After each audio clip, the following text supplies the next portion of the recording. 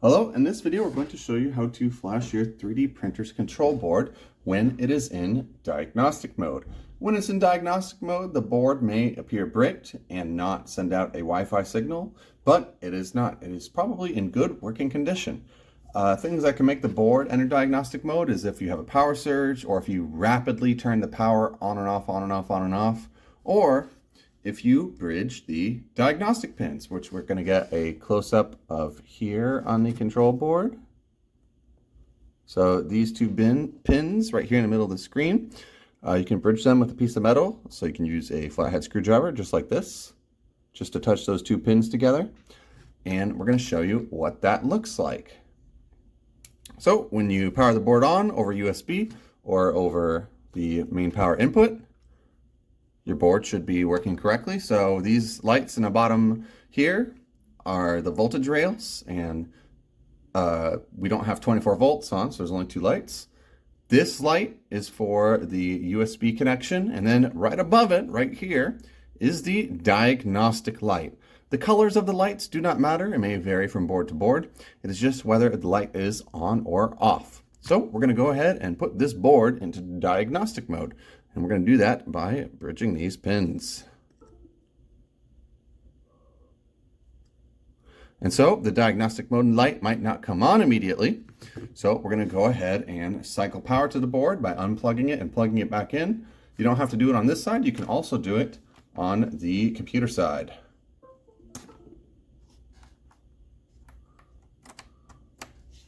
So there we go. The diagnostic light is on. In order to flash the board when it is in diagnostic mode, you are going to have to install some new software. And we're going to switch to the PC view now and show you we're going to go install Bossa. And Bossa software, which is B-O-S-S-A. And this is a chip programming software. And so when you are on their website, you can scroll to the bottom and go to Bossa binaries.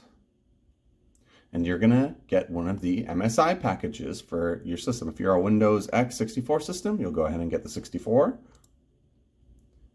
and download, and you're going to go ahead and install the software. We already have Bossa installed, so it's just a normal installation, and then you're going to go ahead and open Bossa.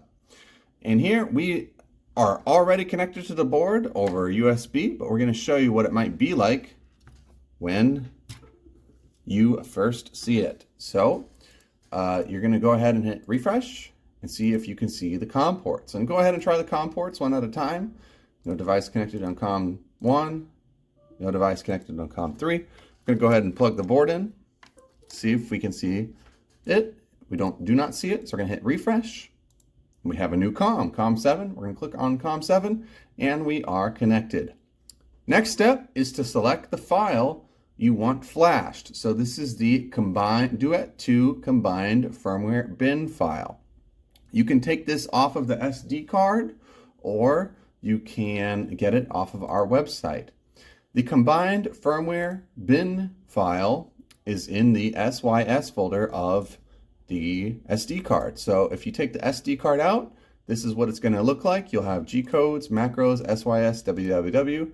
You'll take the SD card out of the Duet 2 control board, read it on the computer, navigate to system, and go ahead and copy this Duet 2 combined firmware bin to your documents folder. You'll then go ahead and select it, and you're going to hit these three checks. You're going to check erase all, lock, and boot to flash. And make sure those three are checked. If on the control board, if you are using a jumper pin to connect these two, make sure right now during this time you unplug this pin if you used a jumper pin before you hit right. Now we're going to go ahead and click right. This process does take about 30 seconds to 1 minute.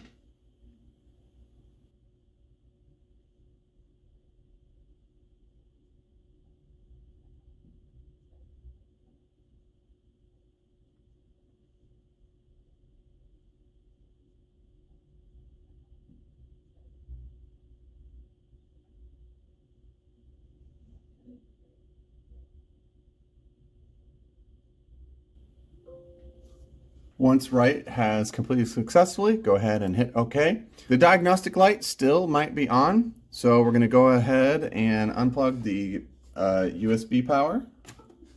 We're going to go ahead and plug in the main power to the board or turn the printer on. Diagnostic light should now be off and your Wi-Fi light should turn on. If this is not the case, please let us know if you have encountered any anomalies sending pictures or videos to our tech support email at techsupport@3dpauto.com, and we'll be able to assist you further. Thank you for watching.